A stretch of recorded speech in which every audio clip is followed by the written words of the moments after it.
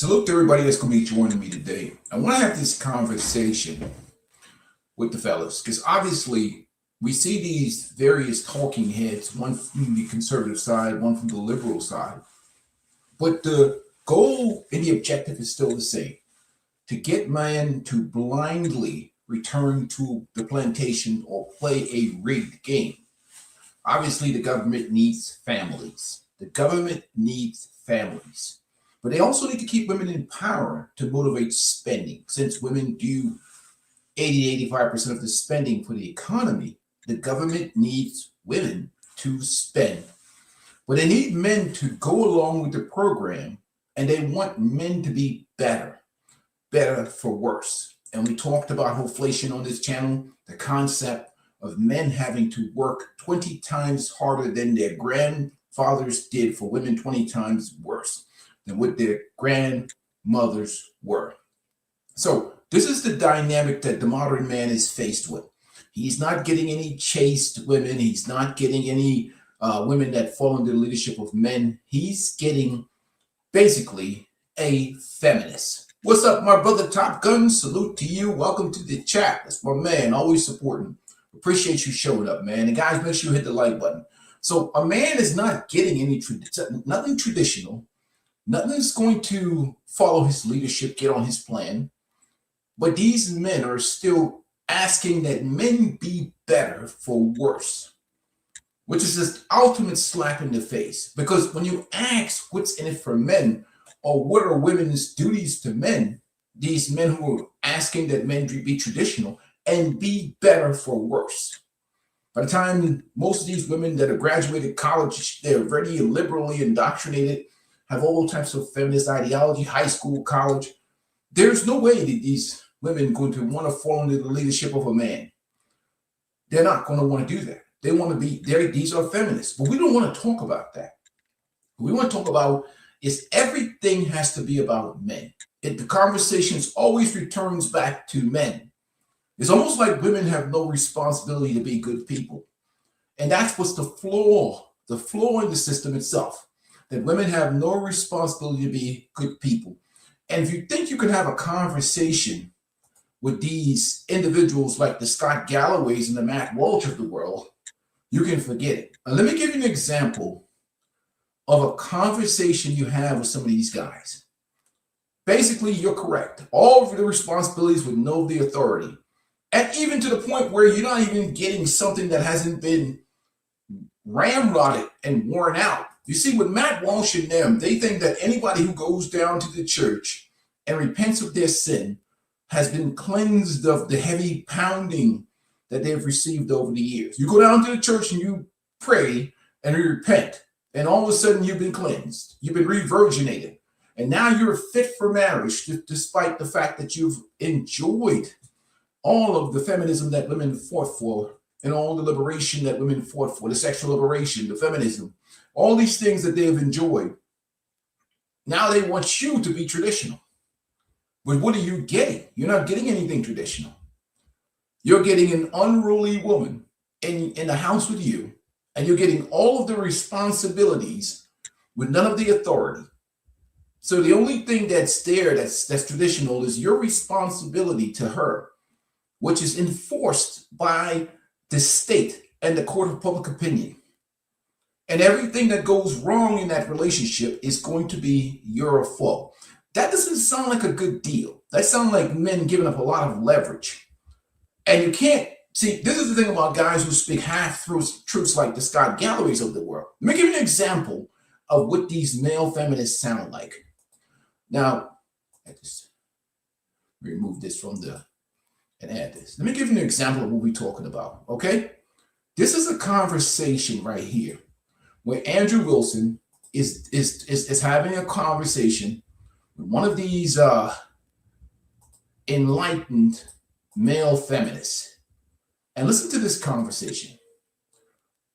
Salute to Andrew Wilson for this conversation. This is him talking to a male feminist.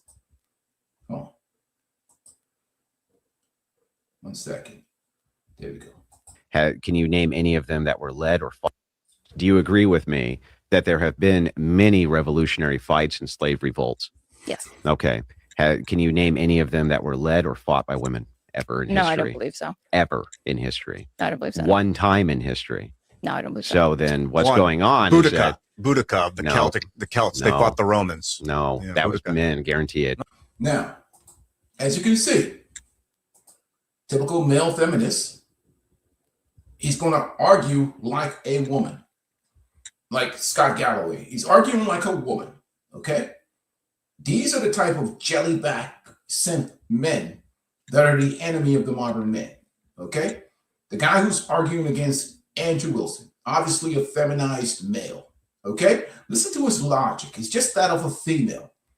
So these are the men that are joining forces with feminists, and they're attack men. So let's continue on. No, we can look it up. Was a queen. I mean, like they were having a queen. Hang on. Having a queen there doesn't mean that the people who have the monopoly on force weren't men, because it's always men who have the monopoly on force. And so the reason she can't point to any time ever in history that slave revolts and things like this were ever in operation by women, women can never successfully take their freedom back from a patriarchal. Hang on, let me finish. Okay. They can never take their freedom back from a patriarchal force without appealing to a patriarchal force. Ever. Not that queen, not any fucking queen, not any person ever in the history of all of mankind. Like you said, because it hasn't happened, it can't happen. It can't. But that's saying the only justification is because it hasn't happened yet. No, the justification is that men are much, much stronger than women. But guns are overwhelmingly for that purpose. Yeah, I'll tell you what. Sorry, let's get 10 women in a room and hand them a magazine and watch what happens. But the great equalizer, the ballistic. Is So he's arguing right here with the type of male that wears women panties type guy. Look at it. Just straight up leftist type dude with the long hair. That's the type of dude who wears women's clothes. But he's arguing with him. Oh, it's not a great equalizer. Just like with the monkeys, the biggest, strongest monkey would be the alpha. Then the other monkeys decide to kill him. What happens is with these equalizers is men take the equalization away from women because they're much stronger, which is why you see all these police officers getting disarmed and women in combat getting their asses stomped. That's why you don't see female Navy SEALs. That's why you don't see any of that, because they can't do it. They're physically incapable of doing it. Now, even if I grant you an outlier, even if I grant you G.I. Jane, who never came to fruition, G.I. Jane never existed, never came to fruition because they can't do it. But even if I granted you a G.I. Jane, an outlier, the exception would prove the rule. So the thing is like the reason she can't name a single time there's been a successful slave revolt or women gaining their rights by force from men without appealing to men is because it's never happened and it can't. So because of that, my argument is simply this. How do feminists ever take out the patriarchy without appealing to an enforcement arm, which is going to be necessarily patriarchal? How's that even possible? Well, there could be robots. Yeah, okay. Yeah, there could be laser beams from outer space. An enforcement arm that is not. He just said there could be robots. This is arguing with a woman. You're arguing with a woman. I'm gonna let this play, guys, and I'm sorry. I'm not gonna interrupt. I'm gonna see that. I want you to see the logic of these male feminists. Okay, listen to what he just said. Let me go ahead and play it. I'm not gonna interrupt it. This. How do feminists ever take out the patriarchy without appealing to an enforcement arm, which is going to be necessarily patriarchal? How's that even possible? Well, there could be robots. Yeah, okay. Yeah, there could be laser beams from outer space. An enforcement arm that is not human male. Is that you're asking? I can logically grant that a all-powerful gray alien species comes down here. Drones. And then you're appealing to the gray alien species to control the men. For a type of force other than the human male that could be appealed to. I'm talking about builds all the drones, robots and ballistics. Who builds all the drones? At this point, more drones. Who builds them? Somebody built some drone that builds more drones. Who builds them, Ian? I don't know. Somebody. Men. Could be men. Who builds all the weapons? Men. Who knows how to use all the weapons? Men. Who can carry all the weapons? Men. Who can load all the tanks? Men. It's not a 100% thing. There are women that also do that stuff. But not the majority. Well, they're unique. Not everybody's the same, but they're more Ian, outliers. how come these badass women? The women are trying to save him, and he doesn't get it. The woman there is trying to save him. Let's continue. Don't go, hey, I'm tired of wearing this really hot fucking burqa in the middle of this sun, and we got millions of us, so we're just going to take out this patriarchy. Why not? Well, they are stripping their burqas off in Iran. They're and appealing to men to come in and help them. Yeah, I mean, ballistic force, appealing to the force, basically. Appealing to the force. And force doctrine, unbeatable, always appealing to the patriarchy. So answer me this question. How is it that women, feminists, how is it even a logical position to say that you want to repeal the patriarchy with full knowledge that you'll always have to appeal to the patriarchy in order to enforce your deconstruction of the patriarchy? It's the most circular, stupid thing I've ever heard. I think you have to appeal to force and who has the monopoly on that? The current state, the human male. Okay, so right this very second, if women want to deconstruct the patriarchy, who do they have to appeal to? Right. Yeah. Men. Yeah. Can you steal Ian's argument? Yeah, Ian is saying, what if there was some technological marvel that equalized force? Like guns. I thought the sense that I got from your arguments is that right now the domain of force is, and this is your view. Hey, hold on, gentlemen. Hey, guys, we got 28 in the chat and only 12 likes. Let's hit the like button. We'll continue on with the conversation. Hit the like button and we'll continue on with the video. We got 29. We only got 13 likes. Let's get these likes up, okay? Get these likes up and we'll continue on. And salute to everybody joining the chat. But obviously, all right, he did the steel man, so he's clarifying. I mean, she wants a clarification. He's clarifying the argument. But this is an interesting thing. This is the typical type of male feminist mentality. He's arguing hypotheticals in a fact-based conversation. But let's continue. As well, one that is overwhelmingly dictated by, supported by, and led by men. But there exists a world potentially where women could get access to this domain of force that either, I don't even think you're saying entirely excludes, but leads them to have an upper hand over men, right? Because you're saying all of this technology is basically the great equalizer, because between drones, tanks, guns, etc., if it's just a matter of... where? What? No, I don't think that you're saying it's happened yet, but you're saying that we can't just say because it hasn't happened yet that it necessarily won't in the future. And there's a lot of stuff originated. A lot of these weaponry that I'm talking about originated because we had alpha males saying no one can stop me. I'm the biggest, strongest. I'll tell you what. It's not the strongest that survives. It's the one that's the most adaptable. I'll tell you what. Then advocate for feminism in 200 years where it's possible, but it's definitely not right now. There's no world right this second which exists or has in the last 7,000 years where women can do anything but address their grievances to those who have the monopoly on force. That's always men. So you're necessarily always going to have the patriarchy. It's a vicious circle. That's the fallacy. Saying it always happened, therefore it will always happen, is a misnomer. I said, appeal for it in 200 years then when it does happen. Or if we were asking about logical possibility, remember, Superman's logically possible. I can grant a logical possibility where aliens come down and put shock collars on men. And if they look at women cross-eyed, they get fucking zapped. That's logical. It could happen. Its possibility pragmatically is like fucking zero, though. So because of that, I'm going to look at this from pragmatic logic, practical logic. If I'm looking at pragmatic and practical logic, Ian, I'm going to ask you again right this second, if men want to appeal anything by power of law, who do they have to appeal to enforce it? If women want to. If women do. Women do. Yeah, generally the government, which is usually run by men. Who's the enforcement, though? Yeah, cops. It's going to be men. Usually men. It's always big, strong, buff dudes. Everywhere men. And if men decide to collectively enslave women tomorrow, let's just say they did. No, that I don't agree with. Because I'm not saying that you... Now, what this guy is I'm gonna say this real quick. He has a schema of affliction against men. He's anti-masculinity. You see, his whole look, his whole behavior, he's anti-masculinity. That's why he's joined forces with feminism, because he hates masculinity and he can't compete in a masculine environment. So he's using feminism as a way for him to have relevance and strength, because he doesn't want to be in a masculine environment. Because guys like this, they don't want to exist in any type of apocalyptic environment. Look at him. You know, he looks like a woman, basically. He behaves like a woman. He lives like a woman. So for him in this gynocracy, him and gay men, and I'm not nothing against gay men, but they love this type of matriarchal, gynocentric environment because it fits them. It makes them relevant. Patriarchy, he's like, yo, dude, cut your hair or something like that. They don't want to deal with that. So he's anti-masculine. That's why he's fighting for this matriarchy. Let's continue. Agree that it's morally correct. I'm asking whether or not they could do it. They could try, and then other men would stand up to defend against it. So who are you appealing to Men, again? Still.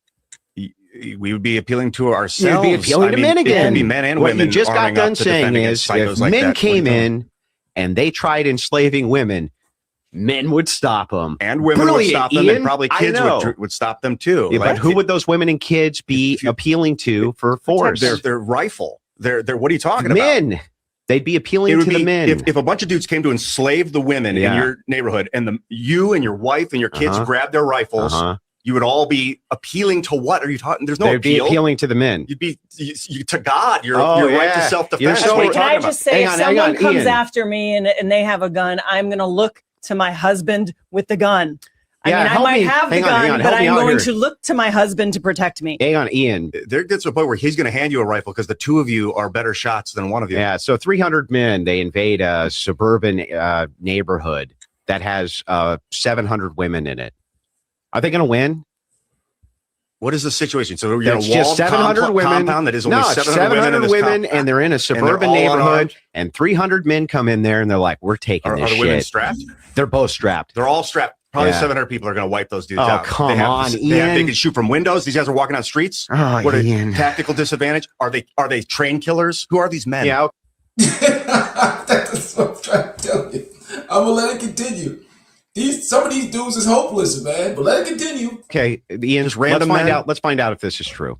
Let's just take a logical exercise here. You are a prison warden, and you're offered two choices for those who can guard your prisoners.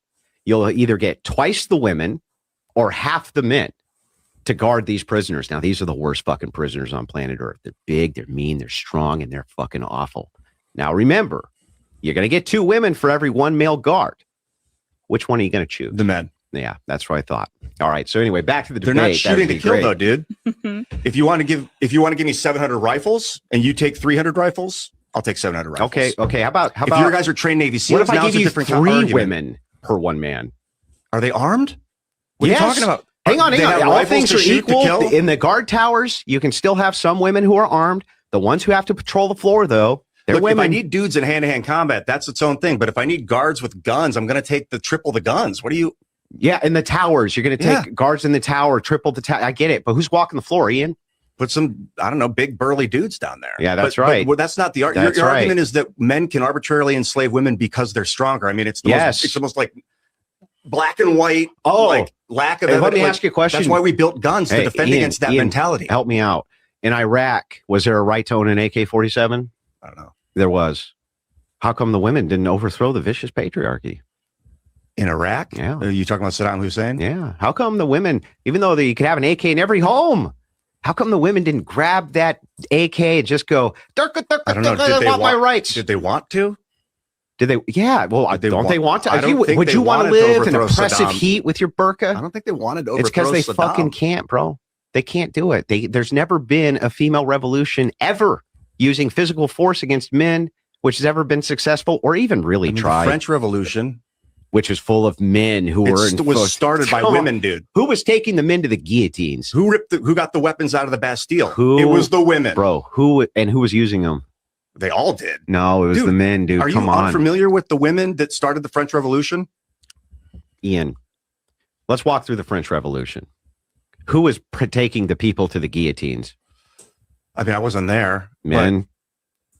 You're saying 100% men? Is this your argument? It was all men. Almost. Yeah. No women, all men. Yeah, basically all men. I cannot believe that's an extreme. I'll tell you what. I'll just grant it. It's 5% women. Dude, the women started the revolution, bro. Do you not know that? I'll just grant it for you. That it's 5% women the women started the communist revolution in Russia, too. Yeah, so what? Is this guy's... I mean, it has nothing to do with force doctrine. Overthrow the government. Now, I don't know if this guy is on acid or something, but like liberalism has melted his brain. These are the men that, a society, like, his brain is melted. I don't know what type of drugs he's on or whatever else, but he's defying logic in every sense of the way. But these are the jellyback type men that come after men. And let's continue.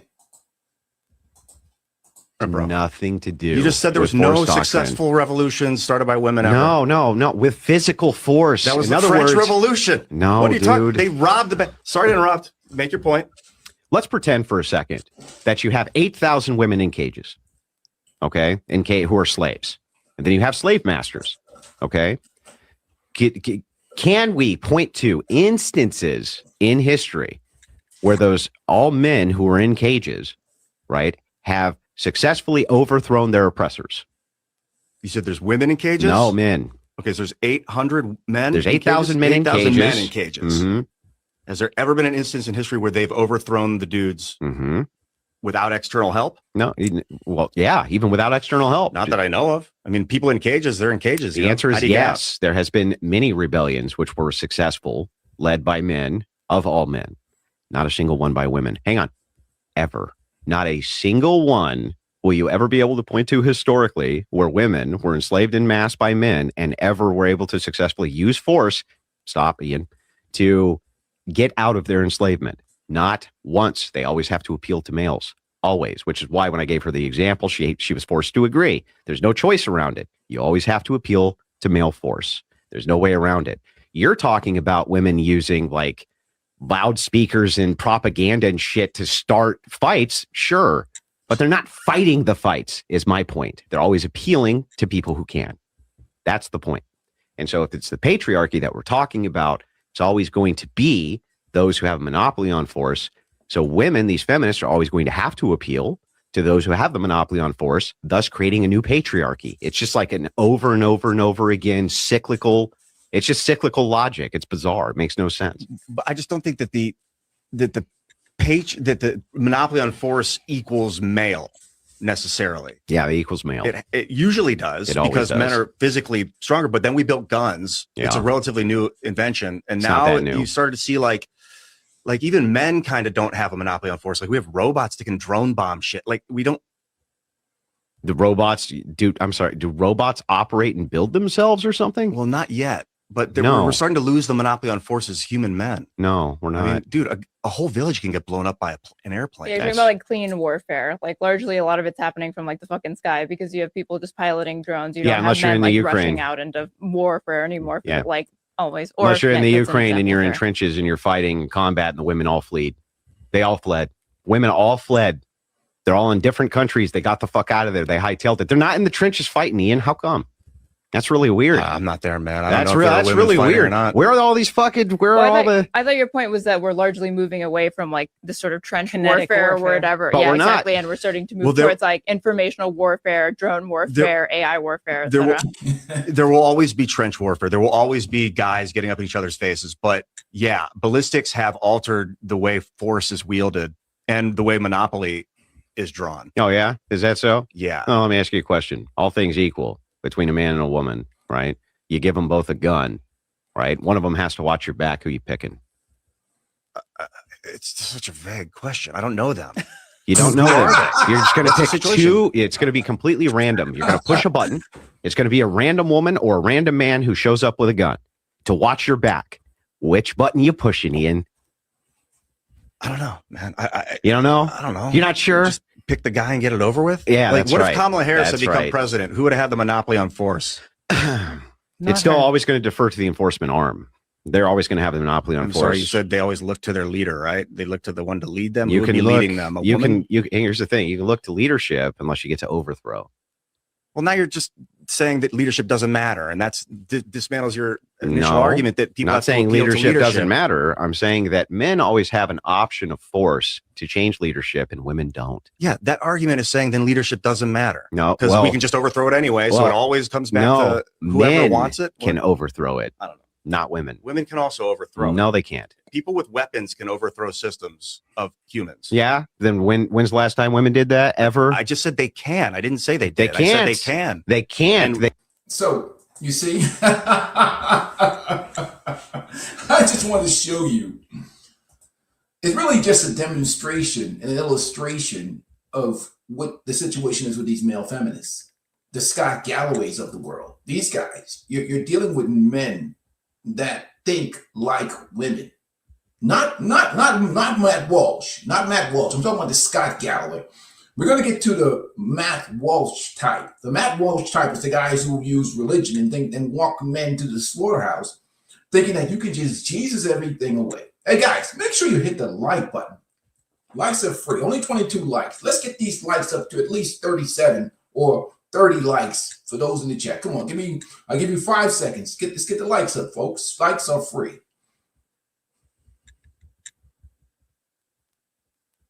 Where we at? 22? Let's get up to 30 at least.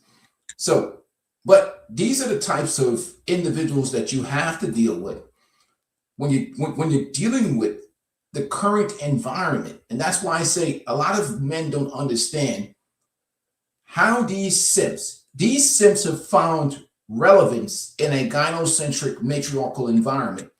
And they're not giving that up. They're not giving up their place in this gynocracy. They're not doing it. So let's continue on. That's why they'll keep fighting with masculine men. They don't have the physical prowess to do it. The president and the issue for the drone bombs, it would have been much easier for a female to take some physical. Like, I don't want to dominate this combo. She's going to use drones that men built in order to dominate her enemies. Yeah, that's adaptability. Yeah, what's going to happen is this: is that if men want to change the conditionals of the state they're in, they have the option to, and women don't. And that's a fact. And so the thing is that if men universally decide that they're going to enslave women, there isn't a fucking thing in the world women can do about it. But if portions of men decide that they're going to enslave men, there is something men can do about it. But the thing, that's the most historically accurate fact on planet Earth. Yeah, but you're saying if this total incapable thing, right now is not if all men come together. Not all men. This even is your position. If it's the case that in the Middle East, the Middle Easterners want to enslave women, didn't they already do that? Yeah, but that's how come different. Why didn't the Iranian theocracy? So yeah, well, any place you want to look at across the world where women are second-class citizens, can women do shit about that without appealing to men? I don't know, but the point that you made is that, to answer the question, can women do shit? I can answer the question any way I want to answer the question. Yeah, but you have to actually answer the question I'm asking. No, I don't have to. I can answer whatever I want. I mean, you can obfuscate. I want. If you don't like it, that's still my answer. Oh, okay. Well, then your answer is I don't like your question. You like gish gallop 3 questions in a row. I didn't gish gallop anything. I'm trying to disprove your first point. I'm asking 2 questions about I'm only asking the Middle Eastern one question women. I want actually answered. Give it to me again. Okay. The question I want answered is right this second in the Middle East. Okay. If women wanted to determine to get their rights back themselves, right, without appealing to men, can they do it or not? They'd have to appeal to like an external authority, similar to the American revolutionaries. They couldn't do it alone. They had to appeal to the French. Like when you're under the boot, it's hard to get out without appealing to, but it doesn't have to be a man. It could be a queen, Queen Elizabeth or whatever it could have been. Or you got to flip people. You got to find defectors, like male defectors that are willing to fight on their side. Males again. Back to males again. Well, I mean, females make the best spies. Yeah, that's true. But you're always appealing to those pesky men for force, and there's nothing you can do about it. Every single time. And that's why force doctrine's an unbeatable position, because it's the observable fact of the world. That I agree with. Force doctrine, yeah. But I don't think it always has to be a male in control of it. But it is always men who are in control of it. Queen Elizabeth is an example of someone that was a dominating military force. That was not of who? A dominating military force made up of which sex? All of them. Men and their wives, and they were the dude go on the let's look at, can we find out what percentage of her military was men real quick? Yeah, but dude, earlier you were talking about how people appeal to their leader, like the masculine, that you're always going to appeal about to who can change the conditionals of their leader. The argument that strength gives you primary control is a fallacy. It is adaptability. Strength. What's the fallacy? That the stronger you are, the more likely you are to be in control. That's not fallacious. No, strength has diminishing return. Yeah, but it also makes you a target. But that's not a logically fallacious argument. That would be a proposition. And so the thing is that propositionally, there's no fallacy there to make that statement, especially if it's observably true, and it is. No. Yes. The strongest men are often the easiest to destroy. Sure, by other men. By guns, by people with guns. I'm not talking wielded by men. Hand-to-hand combat, dude. It still exists. But that age of like men can strangle their woman until she does what he says is gone. I mean, you technically can, but there are cameras on you now. Do guns require hand strength? A little. Yeah. Do they require you to be able to carry a lot of equipment with you? Do you have to feed yourself? Yeah. Well, I'm sorry. You don't have to. Well, yeah. If you're going to use guns for the purpose of combat, you're going to be carrying a kit. You're going to be carrying a kit. You're going to be carrying food. You're going to be carrying all sorts of other equipment. Not to mention that you just carry in Florida. You're going to carry 300, 400 rounds of ammunition. You're going to carry it in a chest rig. Then you're going to carry a sidearm on top of that. Then you're going to have your helmet on. Then you're going to have body armor. You're going to have all this stuff. I'm talking about I'm talking about carrying. But carrying, in Florida, bro. In your belt, on your holster. That's all you got. I'm not talking about joining the military. That's not collective defense, or it's not, and it's not collective assault. That's not how that works. So, but basically, that insufferable conversation right there. Let's move to the next clip. Oh, God, these feminine men are insufferable. But for educational purpose only, I'm just showing you that the modern man's real enemy is these religious cucks and these simps, jellyback simps. And let's continue on with salute to my brother BGS Ignore, because he actually saw his live stream that motivated this video today. And we talk about, now, this is the different extreme.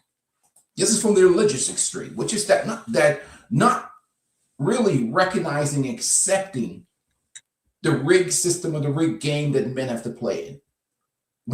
It's one of these guys that we know is jacked up, but still go at it anyhow.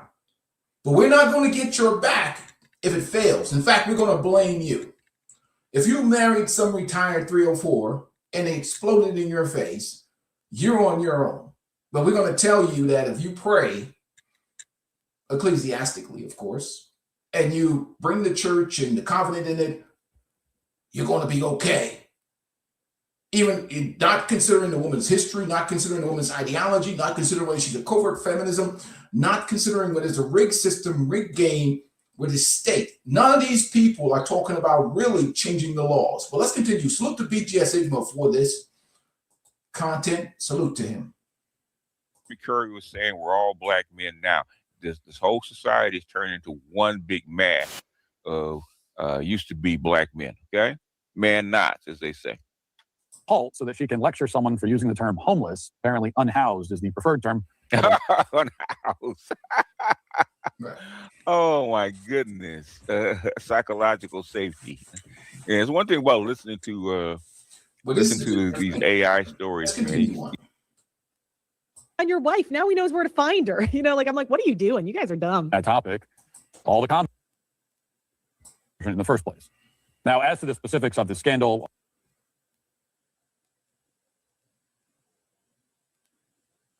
All right, so.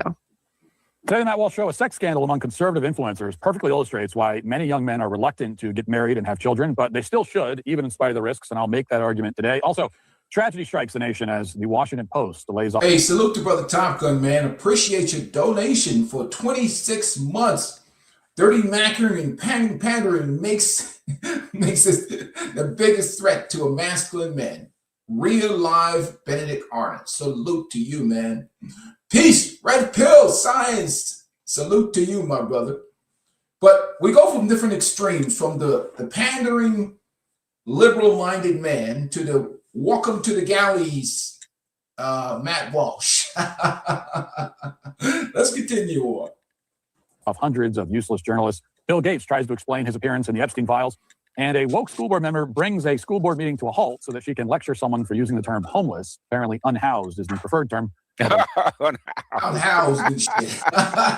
Oh my goodness! Psychological safety. And it's one thing about listening to these AI stories, man. You get acquainted with all the buzzwords. Okay, so psychological safety. So instead of using homeless, using unhoused. When did is that based or biased in being a young boy? Salute to BGS Igmore for this. Which word are you using? Nobody can explain why. All of that and more today on Matt Walsh Show. Now, mind you, when you go down,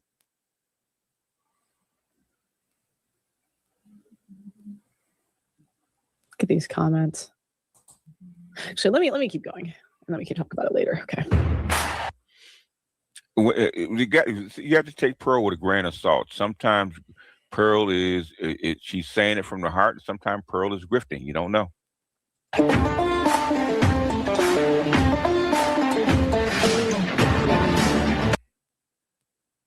Challenge with using your relationship to build. I got the lottery ticket life and challenge with using your relationship to build your brand. It's just never a good idea.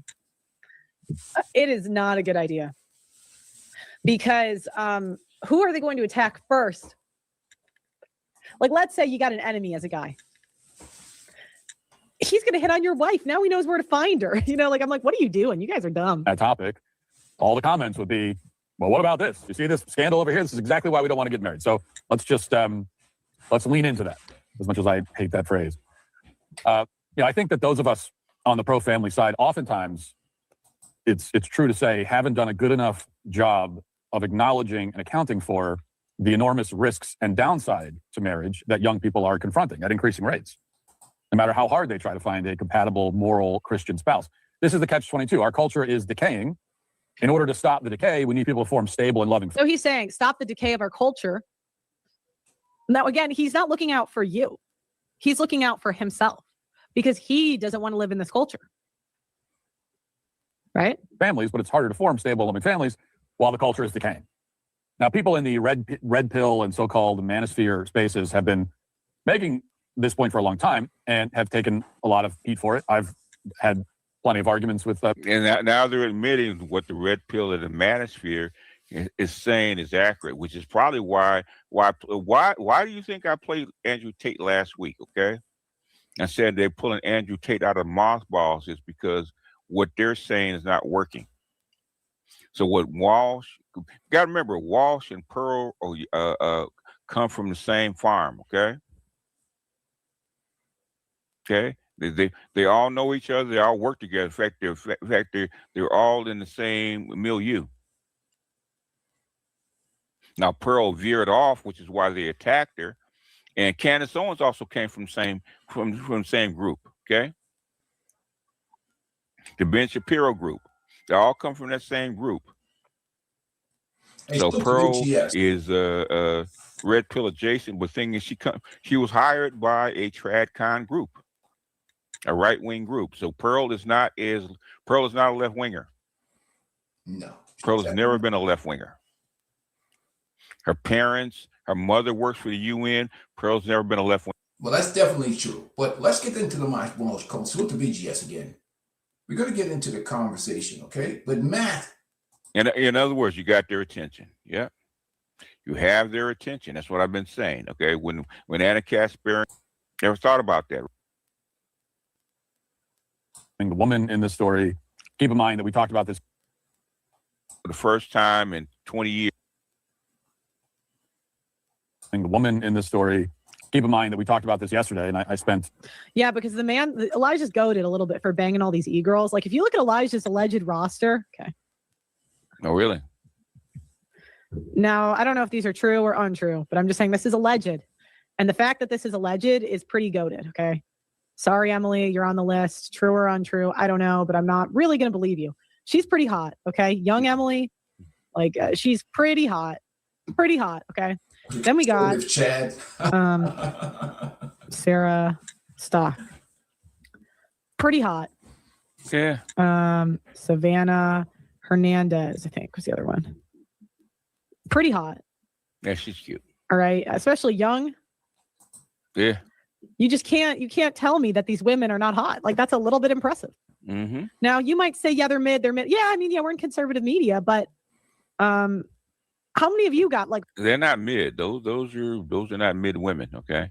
Now we can't tell with the makeup on, but they don't look mid to me. 5 mids on your roster. Elijah Schaefer. It's alleged, right? Sarah Stock, that came out. He did, in fact, do that. But these are alleged. And there's so many more just like him. So let's get 20 minutes.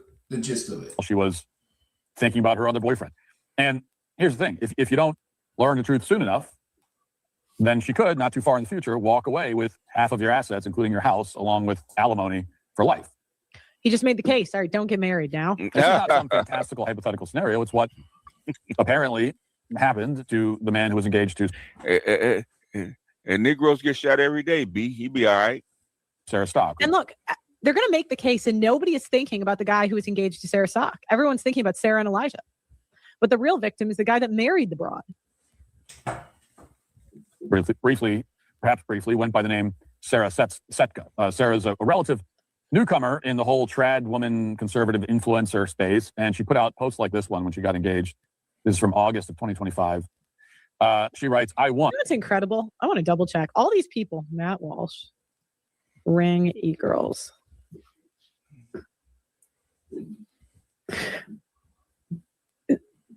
I like how look at this. He covered this story before. And none of them, I was the only person that said, hey, this is a red flag that she's posting her ring on the internet.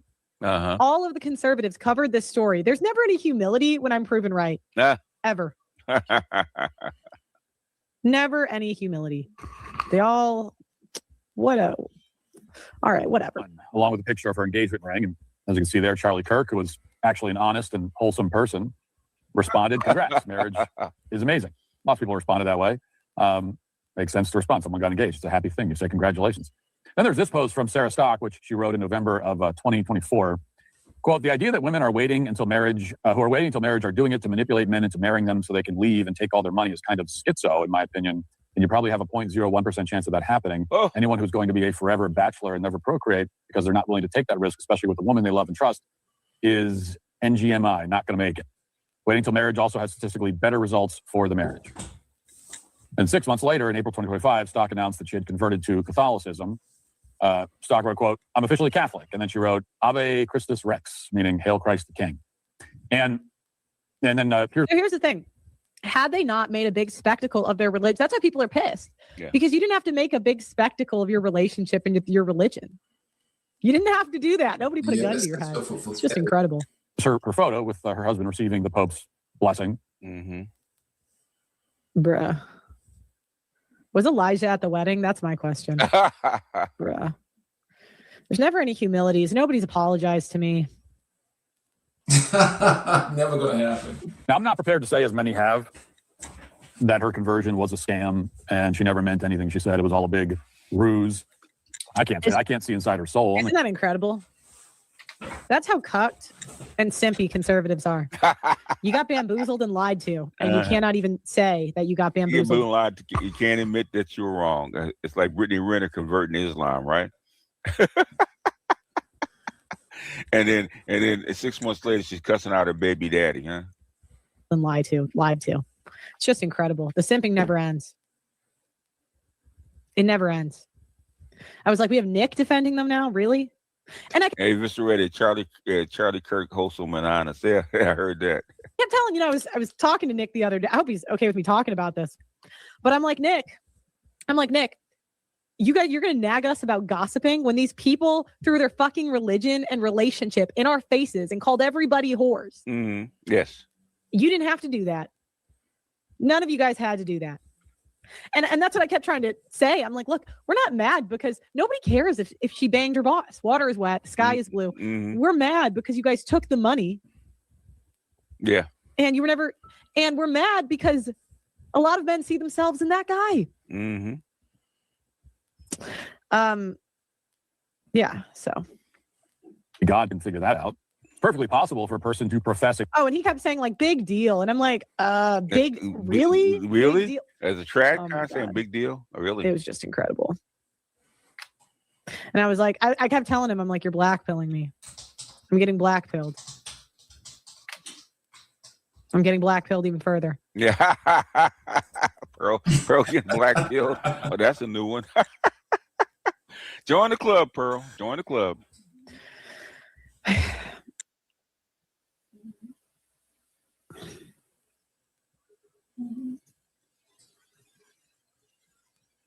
But that's the thing. They sacrifice men to slaughter. That's what the church does. They sacrifice him to save society and their brands.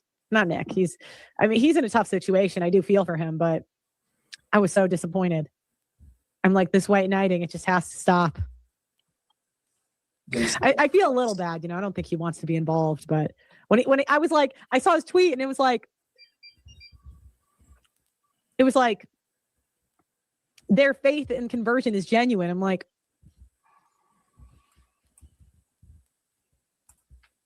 you have got to be kidding me.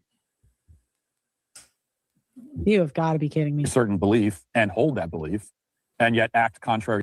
Exactly. She put it right there. They sacrifice men to slaughter. The Scott Galloways, the Matt Walshes of the world. That's the point. Well, Larry said, I can't stand listening to track cons like Matt Walsh and Ben Shapiro. They talk like they're reading from a script, and they will not go outside their echo chamber and criticize Western Babylon. They cannot. Can't do it. Okay. CGA been cooking Matt Walsh for years. Yeah. Well, CGA is a MGTOW, so. To it. And we all do that to some extent because we are all sinners. And yet it's also clear that Sarah was also putting together a carefully crafted image. Before she was engaged, she appeared on a podcast in which she claimed that she would abstain from sex until marriage, in contrast to some other women on the panel who openly admitted that they were extremely promiscuous. Watch. You're also religious, correct? Yeah, I'm a Christian. Are you waiting until marriage? Yep. Have you always waited till marriage? Yeah, diabolical. Tits out, Jesus cross. Diabolical. Lying broad. Incredible. You both are virgins, is that correct? Yeah. Yes. No shame, just okay. Right. Cool. I said yes. What's your body count? 8. 4. I can give like a roundabout. Sure. Like 120. Oh my God. Whoa. Oh, Lord. Did she just say 120? Swallow 1 second. Yeah, I'm a Christian. Are you waiting until marriage? Yep. Have you always waited till marriage? Yeah, diabolical. Tits out, Jesus cross. Diabolical. Lying broad. Incredible. You both are virgins, is that correct? Yeah. Yes. No shame, just okay. Right. Cool. I said yes. What's your body count? 8. 4. I can give like a roundabout. Sure. Like 120. Oh my God. 120. Oh, lordy. You said 120 bodies? Gee. Talk about nuclear waste. 4. 8. 0. 0. 0. Whoa. That's Okay. a lot of virgins. Jake. Surrounded by purity here. Yeah. I feel it rubbing off on me. She's lying. Now, the point of showing you this, all this stuff, is not to gawk at the destruction of a marriage or to gossip about lurid details, of which there are plenty in this case. We could fill a whole show full of those details if we wanted to. We won't. Instead, I'll simply say that Milo Yiannopoulos has alleged with a substantial amount of evidence that Sarah was in fact sleeping with her boss, Elijah Schaefer, who runs a small conservative media company called Rift TV, up to the moment that she became engaged to another man named Will. So in other words, the allegation is that Sarah was cheating on her boyfriend and future fiance with her boss, who was a married man at the time with children. His wife is now divorcing him, apparently. And I don't understand why Christians don't get angry. They're using your religion for money and clout and attention. This is not about God. And, you just watch this over and over and over. I mean, why do you guys think I feel this way? Nobody's a bigger trash talker than someone who got fooled. And I bought all this stuff the first half of my 20s, but I'm like, these people do not have your best interest at heart. They don't. Even the advice they give women, it's like, wait till marriage when you're not a virgin. Good luck. Good luck with that. Even if you are over a certain age, you just got to put out. And the allegation is backed by an audio recording, which Yiannopoulos obtained, though it's not clear how. No reason to play that here. There, you can listen to that if you want to online. There are other allegations, even darker and more depraved, that have been made, in which I certainly can't substantiate. In response to all these allegations, Sarah didn't issue any kind of specific targeted denial. She didn't dispute the accuracy of the claims being made exactly. Instead, she posted the following message to her account on X. It says, quote, "A lot of what has been said about me is completely untrue. That being said, there are mistakes, unwise decisions I've made that I deeply regret. I have sinned. I apologize to everyone who has been scandalized." What a wimp. What a wimp. You got to eat it. By this, please pray logging off now. So, we have, how many black women have we heard say the exact same thing? The exact same thing. Afterwards, Sarah deleted her account entirely and deleted, I think, her other social media accounts as well. Now, if you follow this scandal on social media, you'll see that most people, as expected, are talking about it with a sick kind of glee and satisfaction. Mm-hmm. But we should never find satisfaction in the sins of others. It's anger.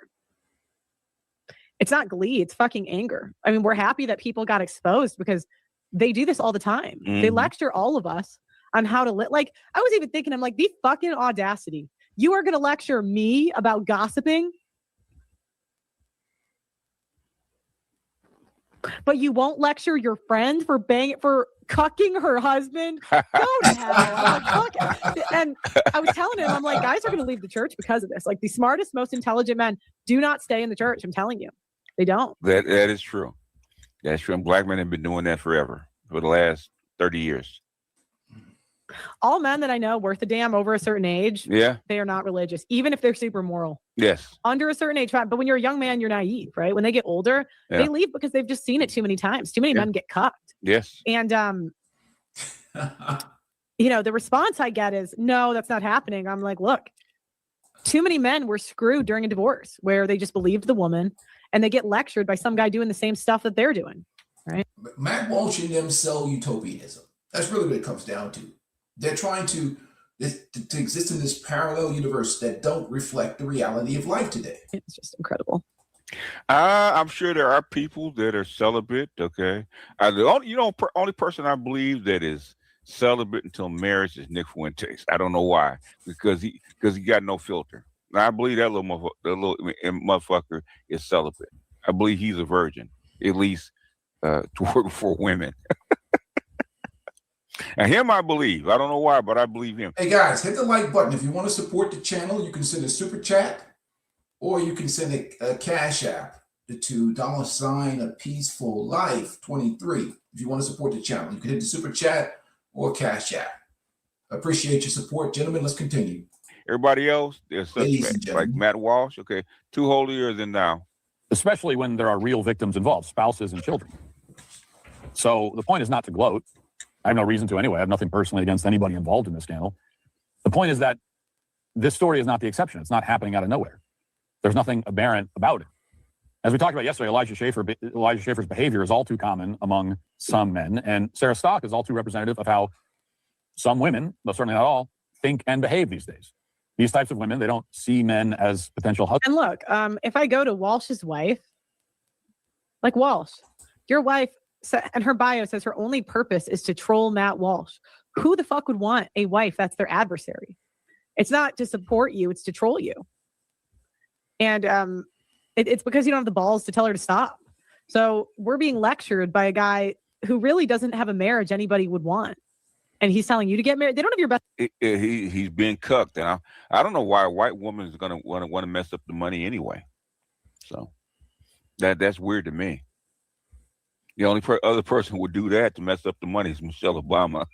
You don't give a shit. Okay. Best interest at heart. They don't. She might be joking, but you wouldn't troll your boss every day. It's because she doesn't respect her husband. It's obvious. Husbands to whom they will devote themselves or for whom they will be a loyal and loving helpmate.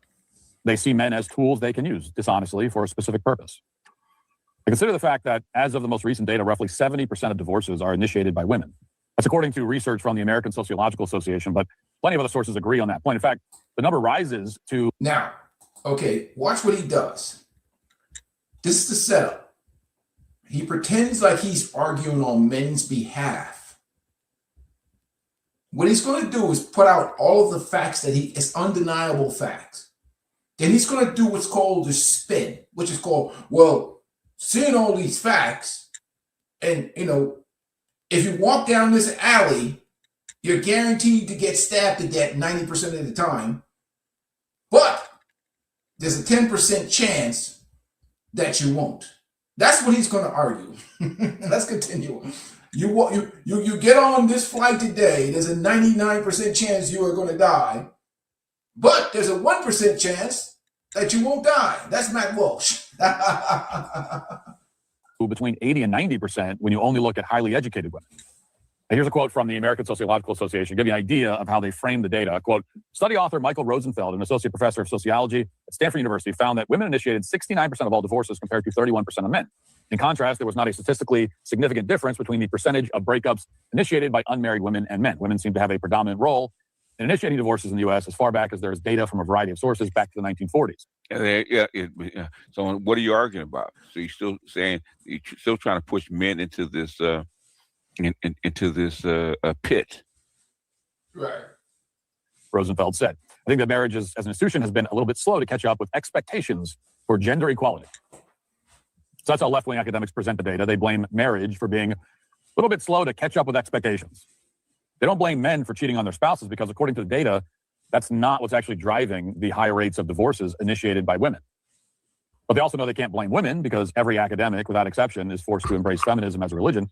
So they settle on blaming the institution of marriage itself, which ironically enough is exactly. Here's the problem. None of you can have a traditional marriage because a traditional marriage, you have to have enforcement. Yes. And in 2026, the only enforcement you have is fucking another bitch. That's the only consequence you can have. Wow, Pearl.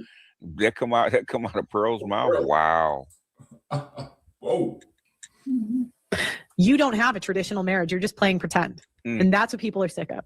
We are sick of the commentators lecturing us while they go home and are nagged to death by their wives. We're sick of the commentators lecturing us while they do not run their household. And it's very obvious. Yeah. You know, Matt Walsh has been on the record saying you can't smoke in his own house. Well, why not? If you because patriarchy is dead, okay?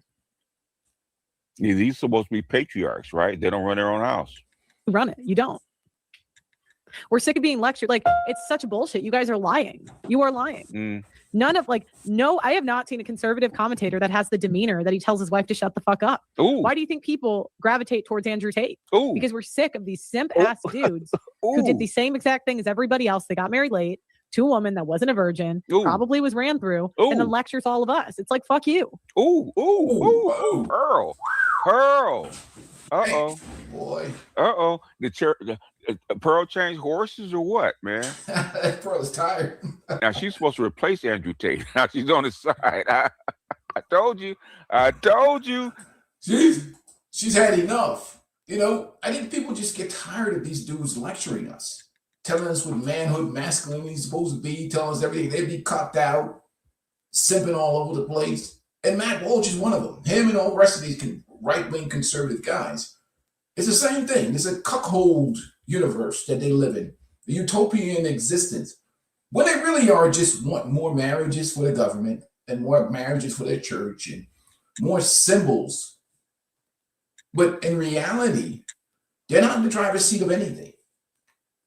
These are men that are just lowering men to a plantation, not accepting the reality that most of the traditionalism is pretty much gone, man. He said she's the Ku Klux Klan.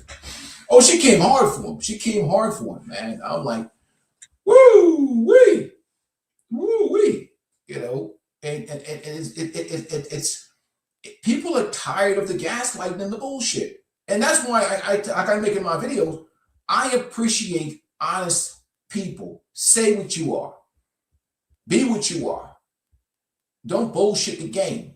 You know what I mean? At least I can respect that, whether I disagree or not. That's why I don't bullshit the game. They're bringing Andrew Tate back for a reason. I told you. Yeah. I told you. Yeah.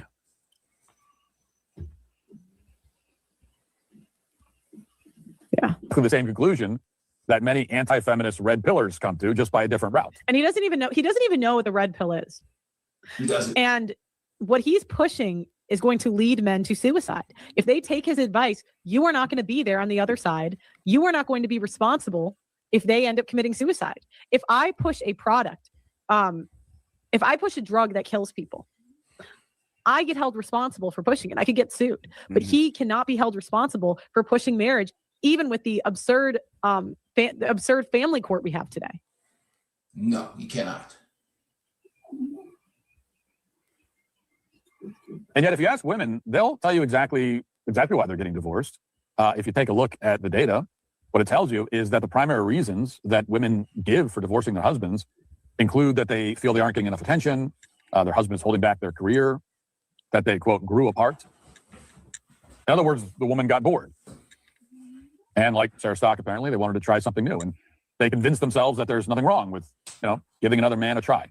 And there's nothing stopping these women from walking into a courtroom, telling the judge they're bored, and taking 50% of their husband's assets, along with alimony. Even in conservative states, they can get away with that. They can seize your home, they can seize your retirement account. They don't even have to lie about what they're doing. I mean, that's where the law is right now. Among other reasons, this is a major problem because marriage is directly tied to the continued existence of civilization. Now, this is watch this. This is where the bullshit comes in. He's going to say all this to try and gain trust. But he's going to make that 10%, 1% argument. The 90% is effed up, but do it anyhow. This is where that bullshit comes in. This is where the con game comes in. This is where that slick talking comes in. Plenty of data shows, as you might imagine, that marriage is directly linked to fertility rates. That is true. Now, this is 100% true, okay? And this is stuff all over the world. It's not just here. So it's a setup. He sets you up with truth. Yes, I have been talking. Now they're catching up to where we have been for the last 10 years, okay? Remember, you know who does this also too? Scott Galloway does the same thing. He gives the 50% truth, but he doesn't tell the other 50%. The young men are checking out, the reason why, but he doesn't talk about how horrible women have become and that we don't even hold women responsible for being good people anymore. That's what Scott Galloway doesn't talk about. Neither does the religious conservatives. They all want to make it about men. Somehow or some way, they will spin it back to men. You see? And that's the fundamental problem. Let's continue on.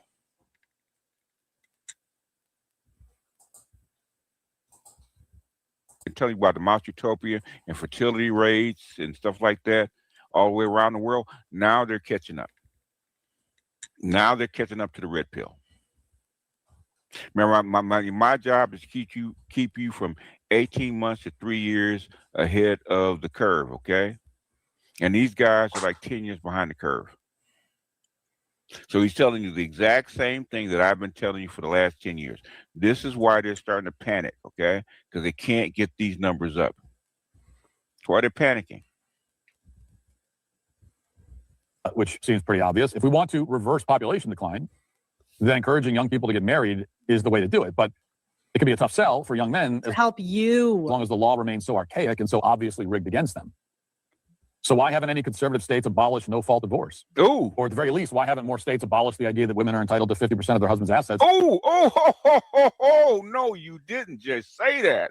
Oh, my God. Okay. No, you didn't just say that. And y'all been. That's the admission that the red pill and the manosphere has broken their back. The red pill and the manosphere has broken their back.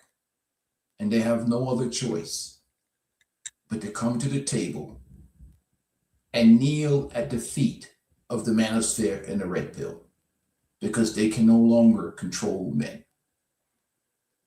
The manosphere and the red pill have broken their backs. They're holding up the white flag, unfortunately. And not only that, and not even the manosphere and red pill, it's the reality out here. And the young men are realizing that unlike their fathers and their grandfathers and everybody, their young men are realizing this is a shitty deal. There's no social contract. This is a matriarchal gynocracy. And the young men are smarter than the men before them. Like, hell no, I ain't taking that whack deal. I don't care how much shame you give me. So they have to come down and they have to realize they can't defeat the Tates. They can't defeat the red pill Marion Gaines guys. They cannot defeat them because they're saying things that are matching with these young men's reality in the real world. It's one thing if they're saying things. They're saying things is one thing, but then when they're saying things and the men's reality are matching what the Tates and them are saying. If the men's reality is matching what the red pill and the manosphere are saying, that's a double confirmation. And now the Matt Walshes of the world they have to accept and say, oh my goodness, we're crushed out here. Nobody's marrying these women. Dudes is just like, hell no. You know, they can't. It has broken their backs. It's broken their backs. Marriages are not happening. They're not getting what they want. So the red pill and the manosphere has broken their backs. Now they're trying to negotiate. And again, we go with half truths. Let's continue on. Red pill's ass for the last 20 years, right? And we have been saying that for the last 20 years. Now the conservative cucks are saying the exact same thing. Listen to this, man. I'm telling you, they don't have much. They don't have many choices right now, especially with the economy and the fertility rates, stuff like that. They need these dudes, white and black, to come save these broads. Okay, pretty much. Because the white men are telling white women to kick rocks. So it ain't just the black manosphere that's doing it. It's all over, right? It's global. Because in China and Korea and Japan, they're telling their women to kick rocks. Even if they've been cheating on him the entire time. As far as I can tell, in the vast majority of states, whether they're community property states or not, a woman can cheat on her husband and still receive half his assets. Yeah. Now, there are exceptions, including Texas, but this is the norm, and that needs to change. You know, in most cases, women should get $0 if they initiate a divorce. In most cases, they should get nothing.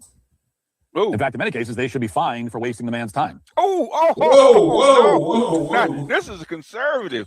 Did you guys just hear that? My ears deceiving me? What the hell has happened to Matt Walsh?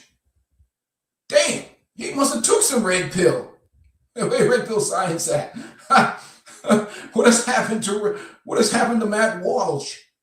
He must have he drank a whole cup of red pills. He took a whole capsule, a whole bottle full of red pills. What the hell's going with this dude? This dude is like, whoa, the gloves are off. When Matt Walsh is talking like this, the gloves are off. Oh my goodness. He sees what's coming. So guys, we're going to continue on the stream. Okay, we're going to continue. Hit the like button. You can support the channel. At Cash App, you can support the channel. Buy me a coffee. We want to keep independent content going. Support the channel. We want to keep this going. Again, we don't have any commercials on here. We're not controlled by anybody's, I'm not making content afraid of, losing affiliate sponsors or any of this other nonsense. This is purely just content creation designed for a reason. So support the channel if you want. Hit the like button, definitely. Let's continue on. You can buy me a coffee, you can do a Cash App, either one. But let's get on back to the content. Again, you want to support independent content? Let's continue on. But this is a tremendous admission from Matt Walsh that what's happened inevitably is that men's experience is coming into alignment with what a lot of these manospheres and red pill content creators is saying. So you can't fight them and you can't defeat them because the numbers on the street don't match up. If when they see a decline, there's no marriages. The government needs marriages. And with inflation going, Kevin Walsh is going to be the Fed chair in May. And we all know what's going to happen then. Jerome Powell is gone. I'm not even going to fill in the blanks. You guys already know what's going to happen. So let's continue on. But gentlemen, please support the channel. I'm coming to join you, honey. I'm having a heart attack right now. This is the big one. That's not a punitive solution. It's one we obviously need because the current system is pathological in how it destroys the lives of innocent young men. In fact, we should really be discussing criminal penalties for adultery. There'd be nothing unusual historically about. That's always what they want to do. It's government overreach. I don't think cheating should be illegal. It should, and it's completely impractical.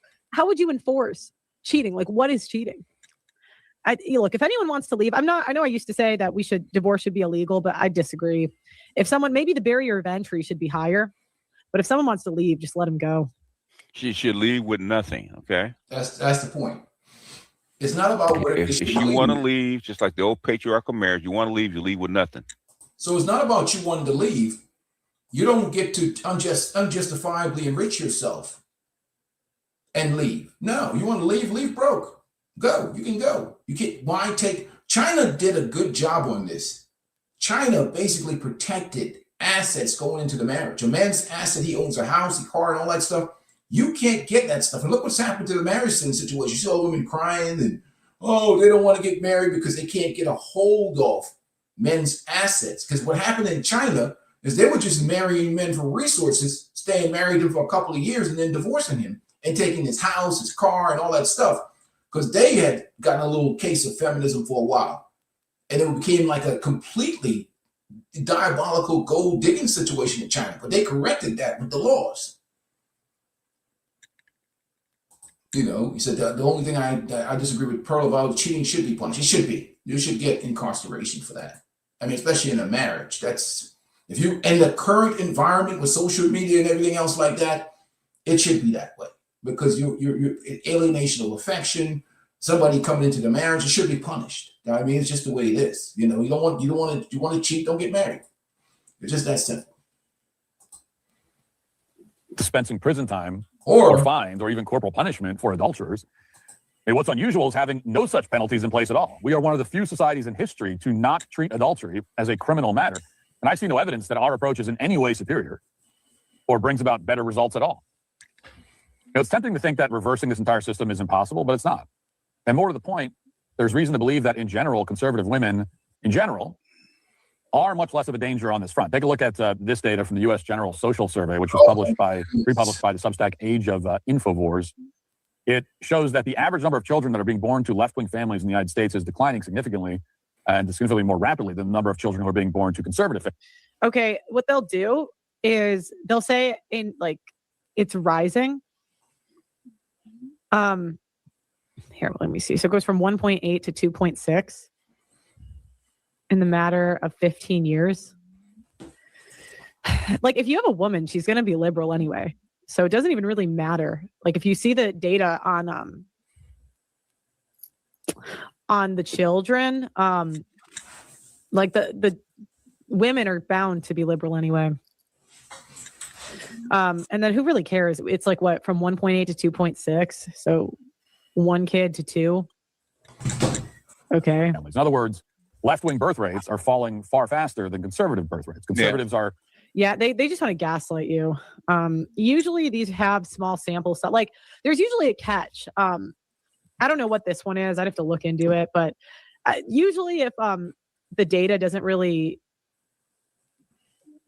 If it doesn't jive with reality, then you have to look into the devil's in the detail. Winter Soldier. Well, you know, we're talking about birth rates, but what we're not talking about, we're talking about birth rates, but we're not talking about is actual pregnancies. Pregnancies, then birth rates, because there's still a lot of sex going on. There may not be a lot of babies being born, but there's definitely a lot of sex going on. Let's continue. Disposal fee. Thanks for keeping us ahead of the curve. Conservatives will not drop the hammer on double X's when they're out of pocket. Why not? Why? But regardless, it's going to threaten their lifestyle. Marriages, the kind that aren't ended early due to an affair or a deceptive spouse or anything like that. So when you hear about falling birth rates and the collapse of civilization, you should know that the people who want to destroy civilization are going to destroy themselves first. And while that's not right, but if you have kids, you can't. Like I just saw an article on Twitter that said, like, look at this.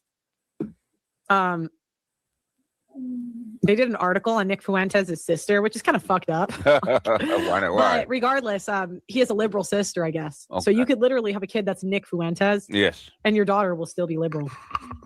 Like it's incredible. It's necessarily an ideal state of affairs. It's better than the alternative. And when you zoom out even wider, there's some other interesting data. Like, okay, the white non-Hispanic went up 0.45%. Like, do you see this? Okay, that doesn't really change the overall trends. And what they'll do is they'll say the number, which will sound really big when they say it, even though it's like a small percentage. So the latest statistics on birth rates, according to preliminary 2025 birth rate data compiled by the CDC, which looks at the mother's ethnicity, white non-Hispanic birth rates have actually increased. This is selling you guys hope. The trends are going how they're going, and they want to sell you hope. For the past year, and now account for more than 50% of all known births. Meanwhile, births from virtually every other race and ethnicity have declined sharply, which is a big change from recent years. And that includes Hispanic births, Asian births, Black births, Pacific Islander births. The implication of this data is that foreigners aren't replacing the Native American population to nearly the extent that they were under the Biden administration. Closing the border and deporting illegal aliens has had a direct effect. It's reversed the demographic change that Democrats have been trying to engineer. Imagine what these numbers would look like if conservative states decided to actually do something to encourage even more marriages. That doesn't mean that's the point right there at White Pill Radio. Is that they went to colleges and they became radical feminists. To be honest with you, they became radical feminists because you look at the professors that are in these universities, you look at the ideologies of these university campus. So you want men to marry these women after they've been heavily indoctrinated. And that's the fundamental problem. Providing more welfare or handouts. There's plenty of evidence that from the Nordic countries, which have a lower fertility rate than we do, that more welfare doesn't produce more children, and more welfare definitely isn't guaranteed to provide more stable family units, as the civil rights era demonstrated in this country. What's needed is a rethinking of divorce law and the contracts that young men are being asked to enter into. And now, with all that said, how could I, after acknowledging these serious pitfalls, still promote marriage? And guys. First of all, strap on your seatbelts. Strap on your seatbelts. Here comes the bullshit. He's acknowledged all the realities, just like the Scott Galloways, and here comes the bullshit now. Let's continue. Here comes the bullshit. Where we go? Let me load the bullshit up. Where we go? Here comes the bullshit. Go ahead, Matt. Let it flow. Let it flow. Let me let the bullshit flow. Family life. Here it comes. Okay. What's the upside? What's the upside? We've been through all the downsides. Pretty grim. Here it comes. How could it possibly be worth it, given all of that? Oh, my goodness. That's the question, and it's a fair one. I saw a recent clip of Andrew Tate posing this exact conundrum, as he has many They want men cocked times. Here's just the latest example. Watch. How big of an idiot is a guy that doesn't get a prenup? How big of an idiot is a guy who gets married? Oh, my girl is over there, my boy. Yeah, waiting on that. Well, I'm sorry, but like, so are you suggesting that marriage is out of the picture? What do you gain? Non-emotional, like there's men who get married and they go, it's important because I love her. If you want to make emotional decisions, if you want to enter the world of emotional decisions with women, if you want to roll in the mud with a pig and lose, then that's fine. Yeah. But as a man, it's your job to be logical. And I'm sitting here saying, I'm not anti-marriage. Just show me what I get. Yeah. You're asking me to agree to give away half my stuff if I argue with anyone at any point in the future forever. Right. You agree, I'm sitting here, I'm going to pay a whole bunch of money so her uncle can eat a lobster dinner. And I'm going to be publicly humiliated all over the internet. Yeah, it usually just shows a lack of choice for men that want to get married because if you had a ton of choice, you really wouldn't be incentivized to do it. Like you want to, why would you want to give a woman leverage? If you had 3 hot chicks you were banging. That's cool. When her ex-boyfriend, Silly, laughs that I'm walking her down the aisle in her white dress. Okay, cool. So what do I get? And the answer is, well, you get a white. Yeah, that's why. That's why do you think Tate doesn't want to? Yeah, he's got 3 hot chicks. I already have a wife. Yeah, I already have her. You get a couple of years of happiness. Yeah, but okay, do words matter or actions? If you act like you're married, what's the difference?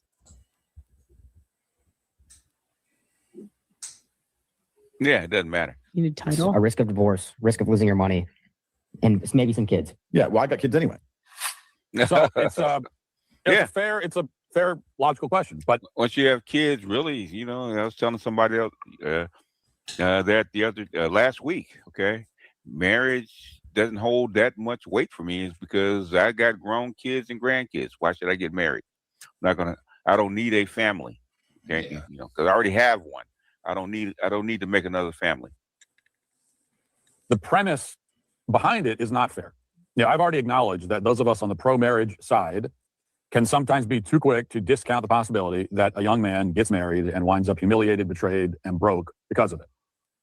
You know, we sometimes talk about marriage as though the divorce rate were 0%. On the other side, though, people like Kate talk about marriage as though the divorce rate were 100%, as if no couple in history has ever managed to stay faithful and monogamous till death do they part. He treats the potential downsides of marriage as guaranteed and the upsides as if they don't exist at all, but they do.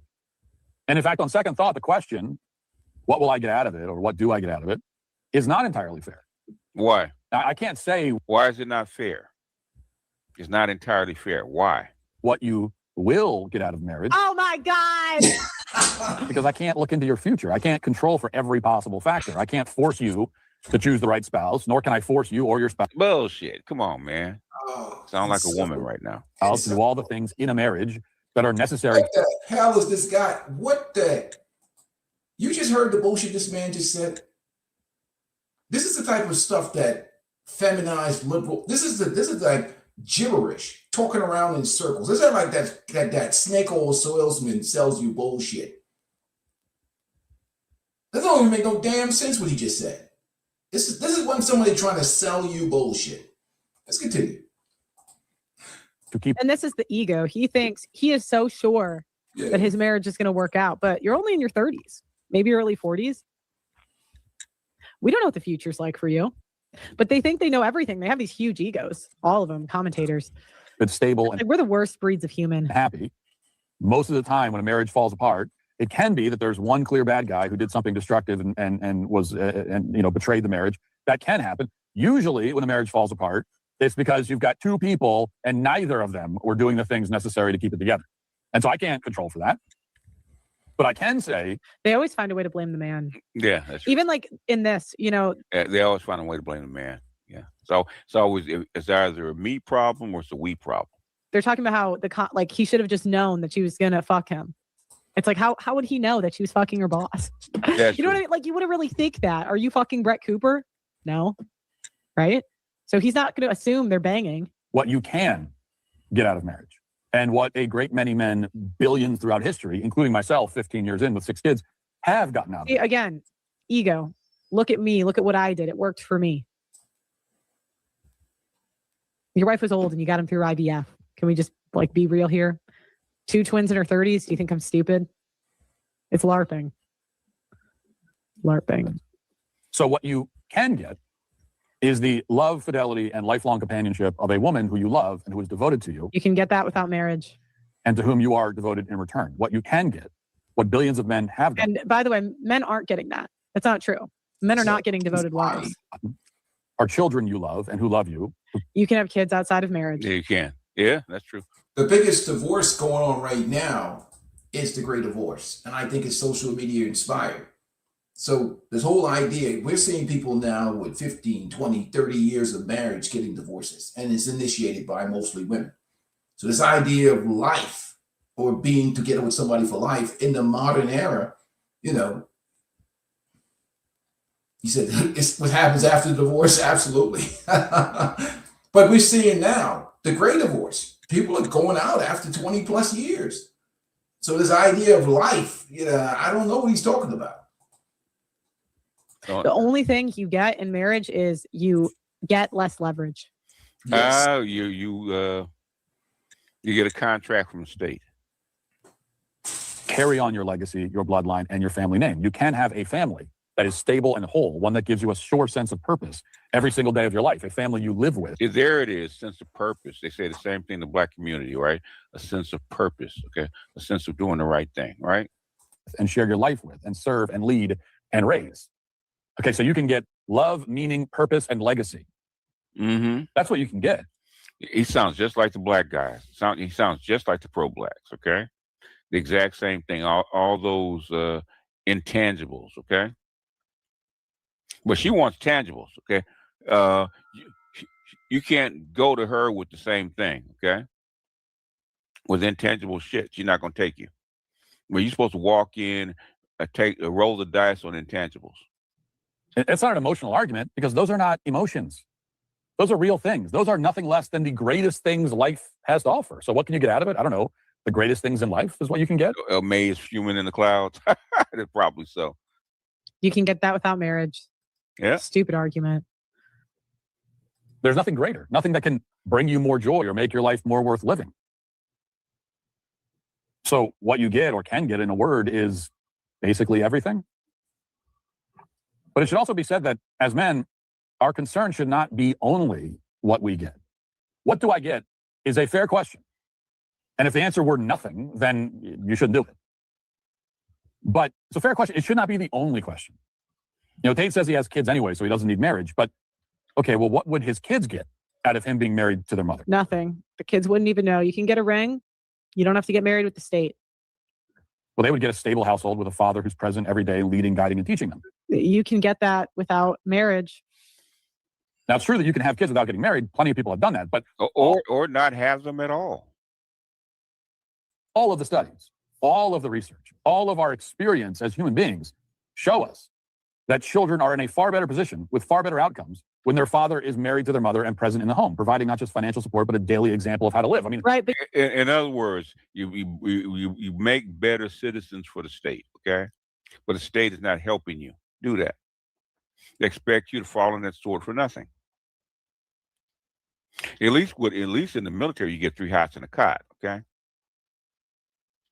You don't know what the data is going to say in 20 years. We have no idea. Like, the data just came out that men that wait till their 30s to get married, have longer marriages. So you can't really predict how the data is going to compare with people that just were in long-term relationships. All of the evidence. I would rather never get a ring with a guy that's not a simp than have to marry a simp. That would be like. So if you marry the guy, is he a simp? That's the way women view that, is like hell on earth, but we don't know it. It's subconscious. I know it, but it shows this. That's what your kids get. That's well, what do they get out of you sleeping with other women and refusing to? She said she would rather exist without a ring, live without a ring, than to exist in a relationship with a man that's a simp. She'd rather be in a long-term relationship with a man without a ring than to get married to a simp. Salute to Just Pearly Things. And that should tell you right there.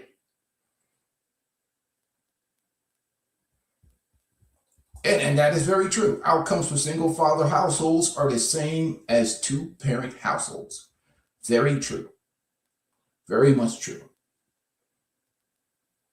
But again, this is a circular argument by guys like Matt Walsh and, the rest of those folks over at the Heritage Foundation and what they call that conservative think tank over there that all of those guys belong to. And again, they're pushing hard for something that, in the current reality, the current state that we exist in, is not really feasible. But again, he makes this argument, the same as Scott Galloway and the rest of these guys, about men just walking and falling on the sword. Just go ahead and do what they want you to do, and they haven't considered these factors in life. And we add it again. What are these women that they're talking about that currently exist in the culture? Are these women even wife material that they're asking men to marry, or what they want men to marry? They have not done any qualifiers. Like, I watch some channels on the internet, and these women are talking about what men need to be as if they're already pre-qualified as long-term relationship or wife material. I'm like, well, who told you were a wife? Who told you that a man would want to marry you? What qualifies you to be a wife? And that question alone is like shocking to a gynocentric system or a gynocentric environment that's all about women. When you say, well, who qualifies you to be a wife? Who told you were wife material? And that's what the Scott Galloways never asked, because they don't think white women need to be qualified for relationships or qualified for marriage. They don't think women should be qualified for anything. They assume that women are automatically qualified. And nobody's talking about the laws. This is a conversation that nobody's having, because it's the laws that matter ultimately in life. It is not about what all these people are talking about. Who's advocating for what? Who's advocating on behalf of men in terms of the laws? Because once you follow their advice, you can't. They're not going to cover your back. They're gone.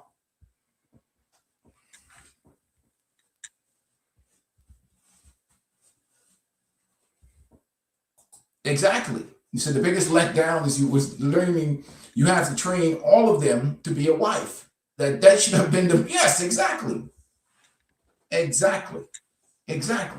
But it comes down to the laws.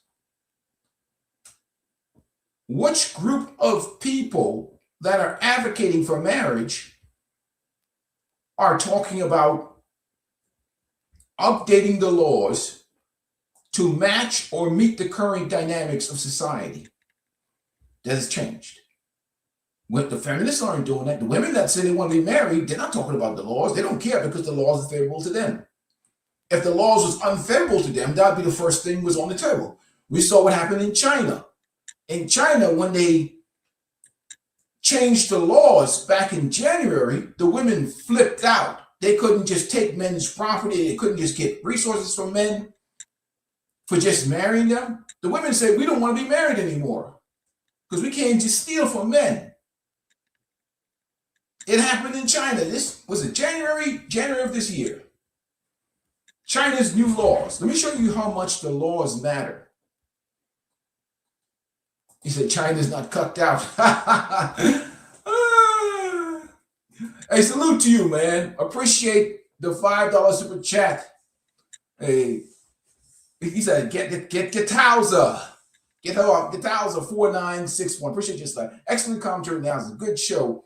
On target as usual, my brother. Most women believe they are worthy to be a wife and worship. And I'm telling you, it is true, man. It is true. I mean, look at the laws. Salute to BGS Igmore, too, for that. You know, it was reaction to reaction,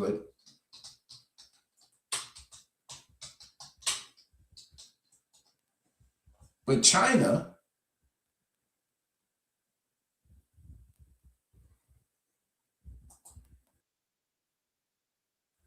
I want to show you guys something. Why? And salute to you. Appreciate you and Top Gun support the channel. Guys, go ahead and support the channel, man. We want to keep these streams going. Support the channel, okay? I want to show you how important the laws are. And if nobody's talking about the laws, you should not take them serious. Anybody that's talking about marriage and they're not talking about the laws, tell them a peaceful life said kick rocks. Kick rocks. If you're talking about the marriage and not talking about the laws, and let me show you an example of how the laws matter, because we have references in South Korea, we have references in China to show you how the differences with laws really, when laws change. Remove that from the stream, add this. Look at what happened in China when they changed the divorce laws.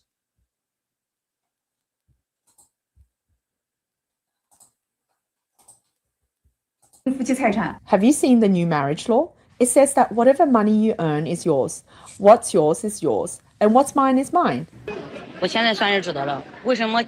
Now I understand why marriage doesn't require a waiting period, but divorce does. Look behind me. These are all people waiting to get divorced. Today is the 8th day of the Lunar New Year. The office opened at 9 a.m., and in just 2 hours, this is the scene. Your country's birth rates are tanking. Marriage rates are dropping. The economy is bracing for a crisis. So what's the government's brilliant fix? Simple. Make marriage more appealing to men by making divorce less financially devastating for them. Seems logical, right? Well, think again. Because instead of saving marriages, this law just sent women running for the exits. Welcome to Manosphere Highlights Daily. Hey, salute to Manosphere Highlight Daily for this video. Now you see, when China took the money out of marriage, these women hit the highway. So it's the laws that matter, right? So let's get back to the content. Salute to Manosphere, Highlight Daily. Let's continue on. So the laws are what matters. Shout out to Patreon gang member Mr. Lowry for the topic request. Salute! Let's break this down.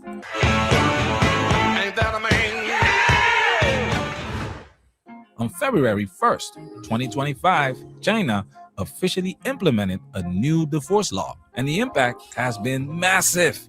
Just take a look at this. Now I understand why marriage doesn't require a waiting period, but divorce does. Look behind me. These are all people waiting to get divorced. Today is the 8th day of the Lunar New Year. The office opened at 9 a.m. and in just 2 hours, this is the scene. I came here to help a client transfer property ownership, and I saw this with my own eyes. Just look at the line. Everyone here is getting a divorce. So far, I've only seen one couple getting married. Shout out to China Observer for that clip. So, what's in this new law? Has it got people, especially women, sprinting to the courthouse? Let's take a look at this post from X. Janice, read. China has a new divorce law, effective the 1st of February 2025. Previously, all properties owned by either spouse would be equally divided during divorce. Now the rule is a lot simpler. Whoever paid for it owns it after divorce, even if... That's the critical thing right now. Hey, salute to my brother with the $20 super chat. White Pill Radio, salute. On target as usual. Keep it going. Appreciate your support, man. You appreciate your support with Ghetto Towser and my brother Top Gun. Salute to you guys. Appreciate your support for the channel. And with again, you and Top Gun are the sponsors of the stream. And salute to my brother too. Towser 4961 and White Pill Radio. White Pill Radio. On target as usual. Keep it going. But look at the difference in the law. You see what all the gold diggers, all these women out here fishing for a simp, all these women looking for a cleanup man, all of them scattered in China when they changed the new laws. They hauled ass because there was no money in it anymore. There was no profit in getting married to a simp. There's no benefit for them to marry a simp, a cleanup man. You see how the laws change shit? They're like, hell no, I ain't marrying no. No, there's no money in it. Look. They say they ain't happy. Let's continue. If the wife's name was added to the title after marriage, and houses gifted to the husband by his parents will remain his property even after divorce and will not be considered shared matrimonial property. And the Chinese women aren't happy. Oh no. Chinese women are not just unhappy. Chinese women are furious. Check this out. Have you seen the new marriage law? It says that whatever money you earn is yours. What's yours is yours, and what's mine is mine. If her house was bought before marriage, it still belongs to the original owner after divorce, even if my name was later added to the deed. If the house was bought during marriage but paid for by the husband's parents, I wouldn't get a single cent after divorce. This means the traditional idea of men earning and women managing the household no longer applies. The law doesn't care how much housework I do, how many years I spend as a stay-at-home wife, how many kids I have, or how much I sacrifice for the family. It only protects the person with financial assets. So no matter how much money my husband makes, if we get divorced, I won't get a penny. After learning about this law, I lost all motivation. I don't feel like cleaning, washing clothes, or taking care of the kids. Why? Because none of that counts. If I worked as a nanny, I could make 5,000 to 6,000 yuan a month. But right now, I have no job and no income. And no matter how much I do, it won't mean anything. So don't call me lazy anymore. You can take care of the kids, cook your own meals, and wash your own clothes. So basically, she's plotting for a divorce. Why does any of that matter unless you're planning to exit the marriage? If marriage lasts for the life for both you and your husband, why do you care? Because you don't. She has strategically, again, CGA, my brother said, Men are in love, women are in business. Men are in love, women are in business. So why does this law matter if you don't plan to get divorced? Men pretty loyal as far as the state holds them to the obligation, and men don't just get rid of women like that, good women. So she's already has an exit strategy. She's not really in it for the marriage. She wants to be compensated. She's not even divorced. She's still with the men. Aren't we dealing with shared assets since you're married? This is crazy, right? But that's the mentality and mindset of these modern women. It's pure gold. You see the dilemma here? Marriage, as we know it, is an outdated contract that no longer fits modern society.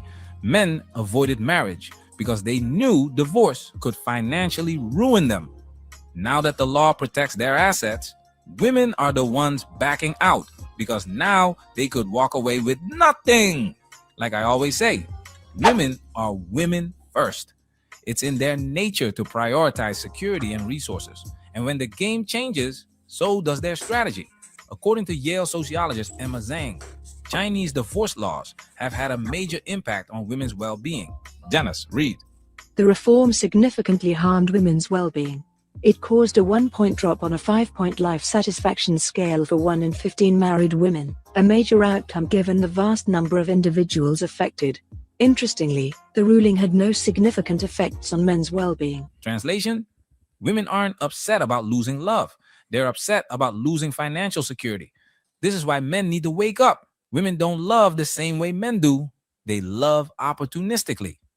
Traditional marriage was built for a different time where women were dependent on men. But in today's world, women make their own money, and that changes everything.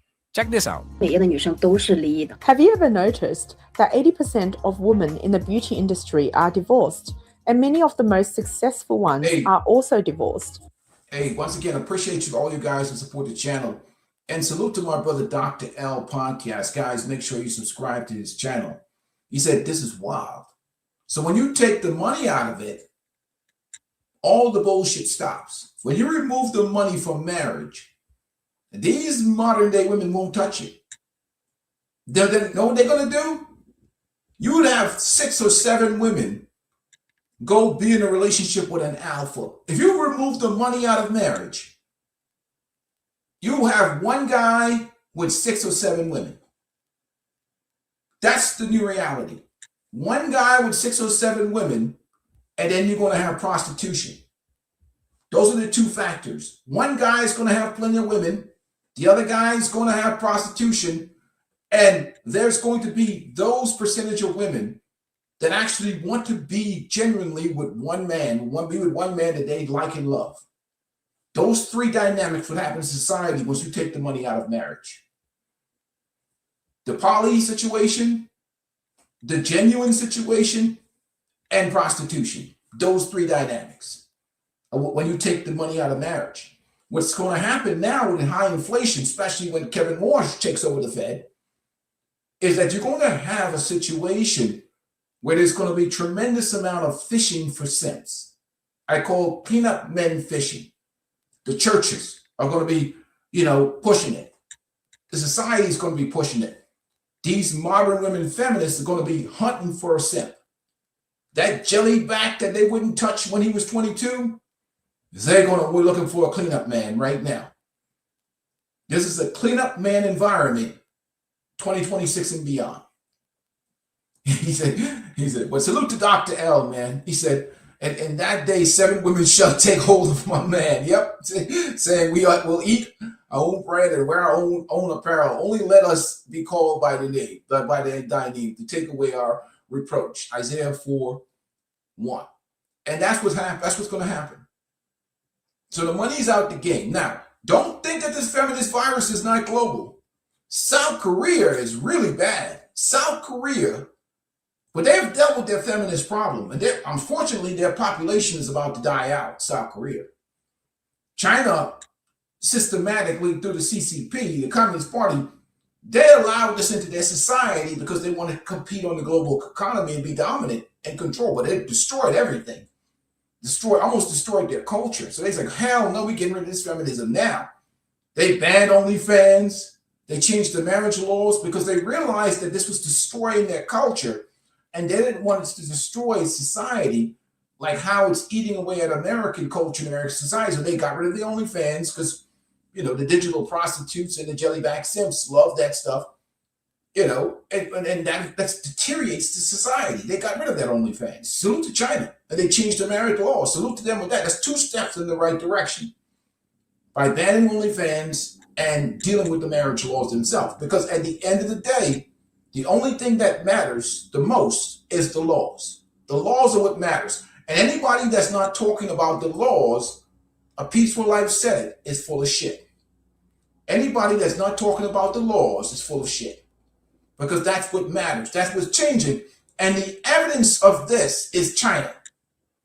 The evidence of how much the laws matter is China.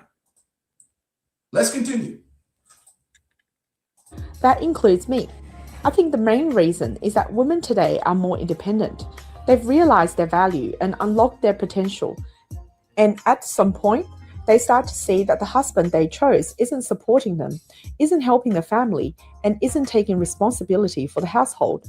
Most women get married thinking they will take care of the home and family, but over time, they realize their husband can't provide financial stability or fulfill his role.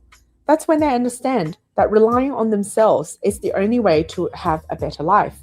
So these women step up and start building careers. The more successful they become, the wider the gap with their husbands. And a lot of men can't handle having a wife who is more accomplished than them. So they try to bring her down. See, more feminist ideology all the way in Far East China. That's when divorce happens. See, this is where the lie comes in. Women love to claim that men can't handle successful women. But what they won't admit is that they can't handle being the breadwinner. Need proof? Let's go back to Megyn Kelly's confession about resenting her husband because their kids liked him more. This is what happens when women take on masculine roles. They start seeing their man as competition instead of her husband. And guess what? A man is just supposed to handle that. The foolishness. Career women, no matter how successful, are still women first. And once they start earning, they think it gives them the right to air every petty grievance they have without consequences. In contrast, traditional women understood that their role was to complement their husband's masculinity, not compete with it. But modern society, it encourages the exact opposite, leading to men and women constantly butting heads. And it's not just a Western problem. Look at China. I just saw New Year fights trending online. My first thought was, so it's not just my family. That actually made me feel a bit better. In my home, fights can break out over anything, from something as small as a chopstick falling on the floor, too much filling in dumplings, or even a child coughing, to something as big as the footballer Messi controversy or international conflicts.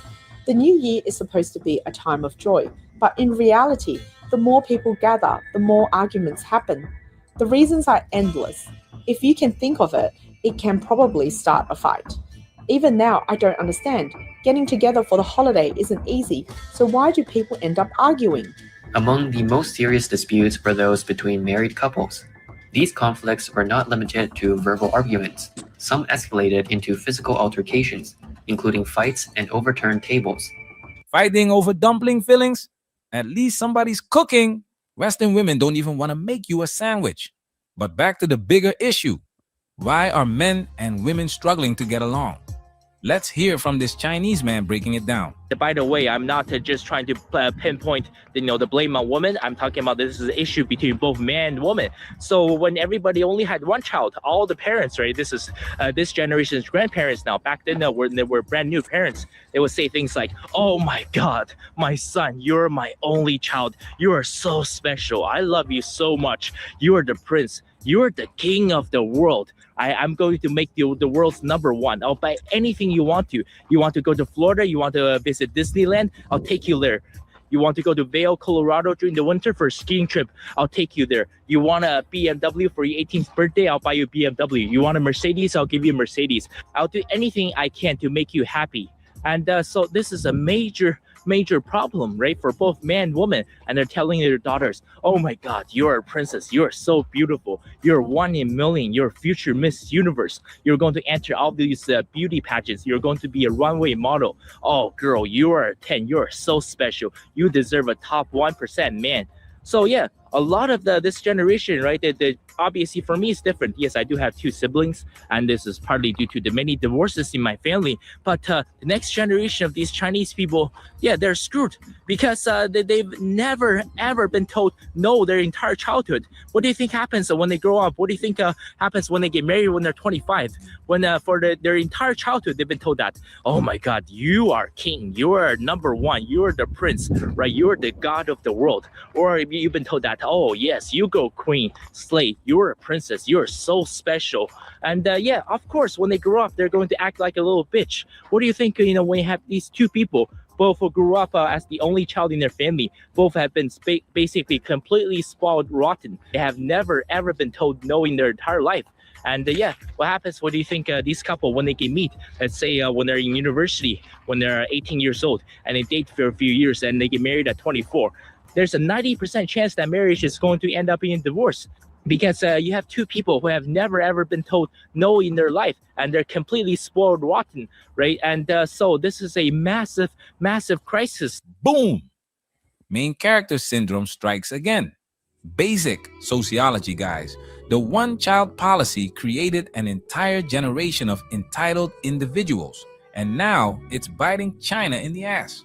At the end of the day, traditional solutions don't work in modern times, but human survival instincts never change. When faced with hardship, people adapt. We saw this during the pandemic. OnlyFans exploded because women needed money.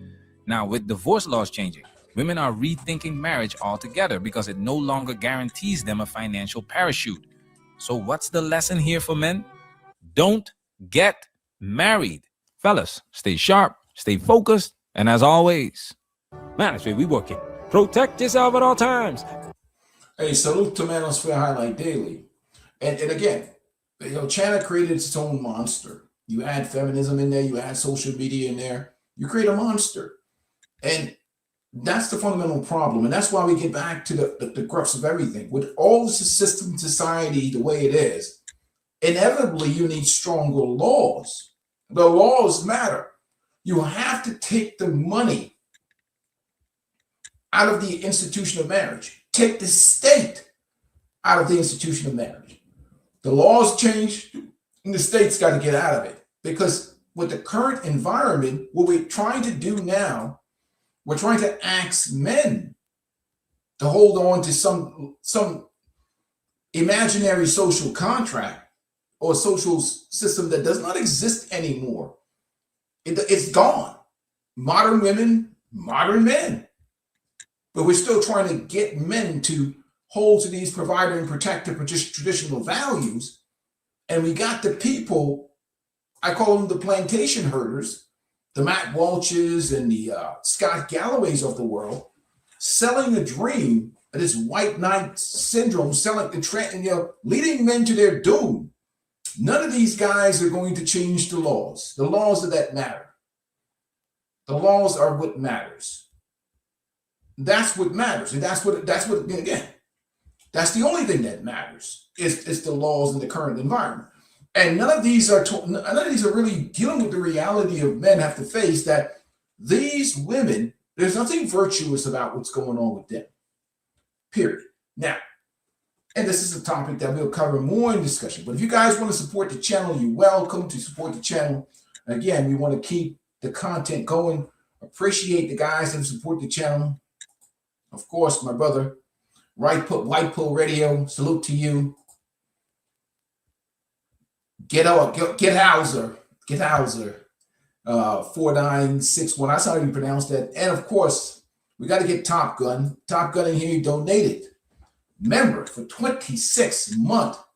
Salute to you, Top Gun. Peace and blessings to you guys. But we're going to continue on with the conversation, man.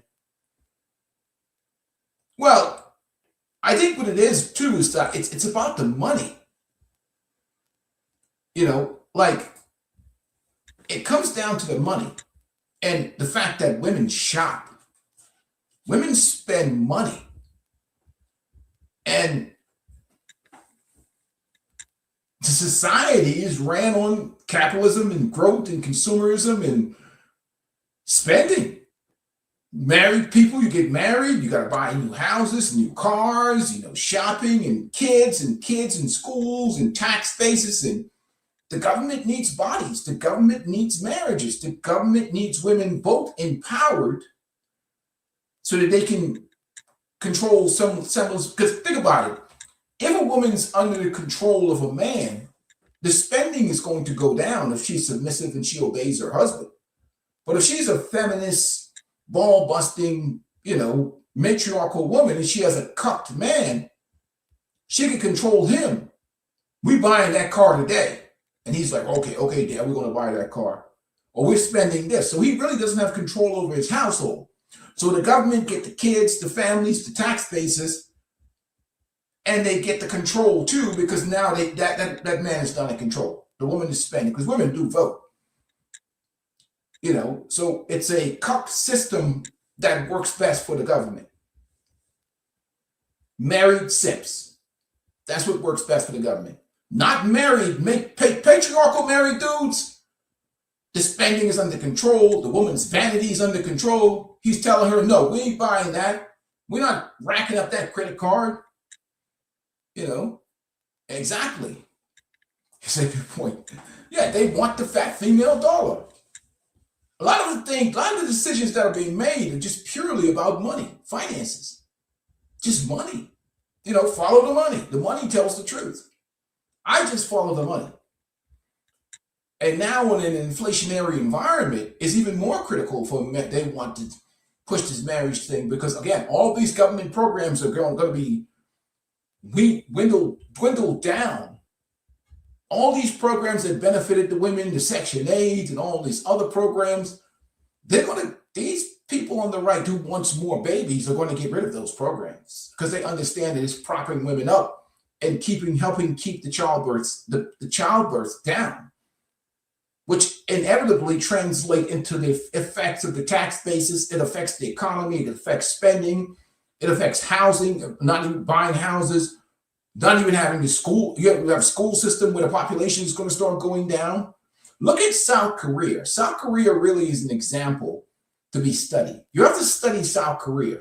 We see what China put the kibosh on things, but look at South Korea. South Korea really needs to be a case study by Western men. Study South Korea, the truth and everything that's going to come. If they don't change the current system, can be found in the example in South Korea. You say, great point. the state loves simps.